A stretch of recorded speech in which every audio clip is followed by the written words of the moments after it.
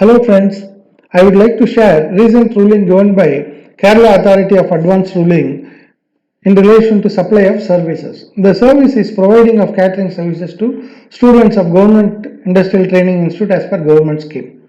The principal Government Industrial Training Institute Kalamaseri awarded a contract to the applicant for the supply of boiled milk without sugar, banana fresh, bread and cooked egg with shell to the students as per the government scheme. Here, the applicant has sought advance ruling in respect of the issue whether supply of goods and services by way of catering to students of Government Industrial Training Institute Kalamaseri as per the government scheme attracts GST or not. The question is whether that supply attracts GST or not for the purpose of payment of GST. For this query, the quorum of advance ruling ruled that the activity of the applicant of supply of the said items by way of catering to students of Industrial Training Institute under the scheme sponsored by the state government is classifiable as a service falling under Service Classification Code 996337, that is, other contract food services. The classification code is 996337 and the description of the services other contract food services. And A also ruled that the supply of such services qualifies for exemption from GST under serial number 66 of the notification number 12 of 2017, central tax rate dated 28/6/2017. Since the institution is providing service by way of education up to higher secondary school or equivalent. So as per this serial number 66 of notification 12 of 2017, services is exempted. In a nutshell, the Kerala Authority of Advanced Ruling Authority ruled that the supply of goods and services by way of catering to students of Government Industrial Training Institute as per government scheme is exempted from GST. So, as per the referring this notification, AR said that the service is exempted. And the other query is also raised by the applicant. The query is that whether GST registration is required for supply of goods and services by way of catering to students of Government Industrial Training Institute as per government scheme.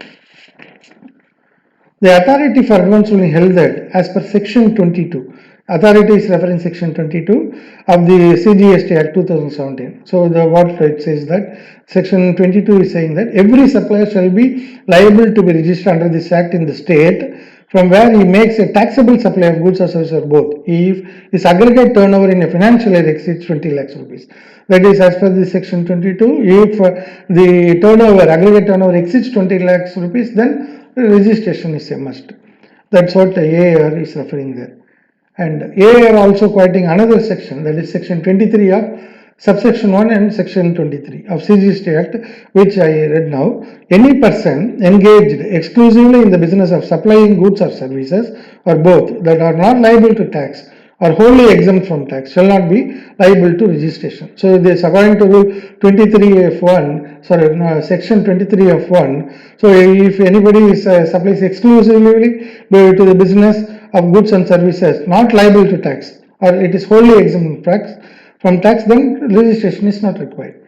So, Advanced Ruling Authority ruled that in view of the provisions of Section 23 of CGST Act, the applicant is not liable to registration if the applicant is exclusively engaged in the supply of goods or services of providing boiled milk without sugar, banana fresh, bread, cooked egg with shell to the students as per the government scheme.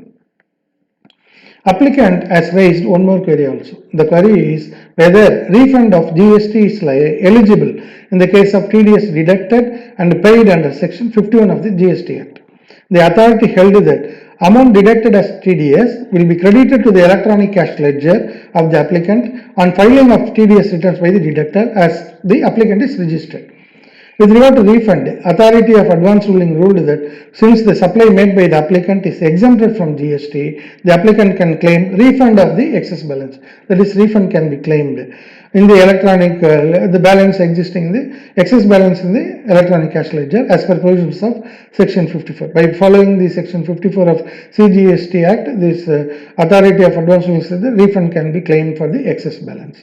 Hope this video will be useful to you to have an idea with regard to the applicability of GST to canteen services provided to government institutes. Request you to like, share and subscribe this video. Thanks for watching this video and bye for now.